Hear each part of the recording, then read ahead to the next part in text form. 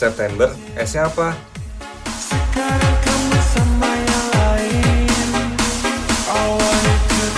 Halo guys, siapa di sini yang masih mengira kalau tekanan darah 120/80 mmHg itu masih tergolong normal? Jadi, pada Agustus tahun 2025 lalu, American Heart Association berkolaborasi dengan American College of Cardiology. Mereka merilis guideline tentang hipertensi yang terbagi menjadi beberapa kategori. Nah, AHA dan ACCC ini merilis tentang beberapa kategori. Nah, kategori yang pertama ini kategori yang hijau, itu kategori yang normal, di mana tekanan darahnya itu kurang dari 120/80 mmHg. Nah, ini aksinya itu cukup dengan mempertahankan gaya hidup sehat dan juga mengontrol agar tekanan darah tetap di bawah 130/80 mmHg.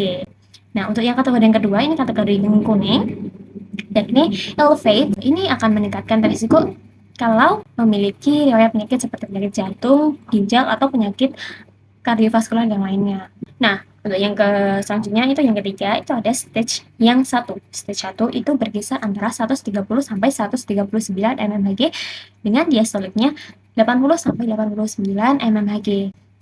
Nah, aksinya itu bisa dengan mulai konsumsi obat dan juga perubahan gaya hidup.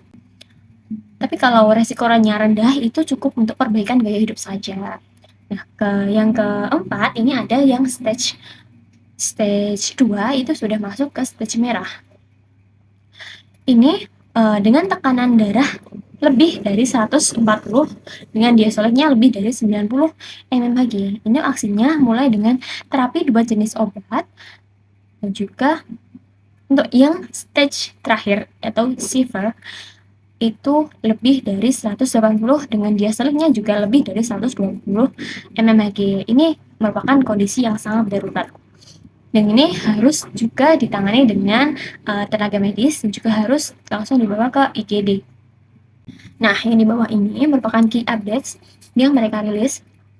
Jadi, yang pertama itu sekarang untuk dewasa tanpa terkecuali tekanan darah yang normal itu di bawah 130/180 mmHg. Yang kedua ada lifestyle. Perubahan ini makin mendesak tentang perubahan gaya hidup. Senjata utamanya adalah DASH. Diet DASH itu mengurangi asupan garam, olahraga, kemudian kontrol berat badan, dan juga manajemen stres. Ya, yang ketiga itu adalah kombinasi obat yang lebih awal supaya mereka bisa mengontrol tekanan darah agar lebih bisa dipantau. Jadi kalau diketahuinya lebih lambat, maka akan lebih susah untuk dikontrolnya.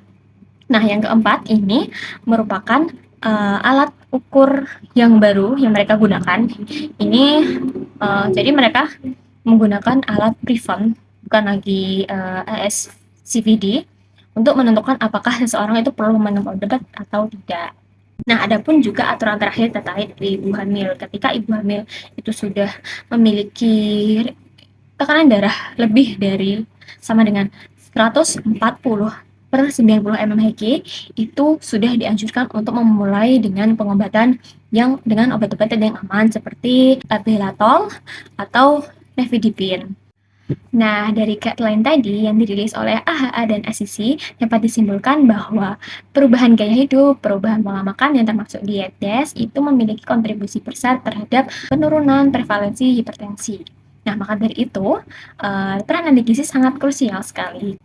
Buat kalian yang tertarik untuk belajar gizi dan juga belajar diet-diet lainnya, yuk join aku di Gizi Stikas Muhammadiyah Bojonegoro.